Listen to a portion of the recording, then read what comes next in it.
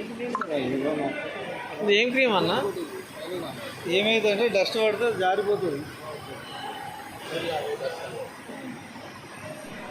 ఈ Teflon coating cream అంటారు. First cream రాసిన తర్వాత అట్లా రబ్ చేయాలి. రబ్ చేయడంతో షైనింగ్ వస్తుంది. దీనివల్ల యూజ్ ఏంటంటే డస్ట్ పడ్డ జారిపోతుంది. అదేవిధంగా వాటర్ డ్రాప్స్ పడ్డా కానీ తొందరగా జారిపోతాయి. షైనింగ్ అయితే బాగా వస్తుంది. పాత కారు కూడా కొత్త కార్ లాగా మెరుస్తూ ఉంటుంది. జనరల్గా మనం బైక్ రాసుకునే బైక్లో కూడా రాస్తారు వాళ్ళు. టెఫ్లాన్ కోటింగ్ అంటారు.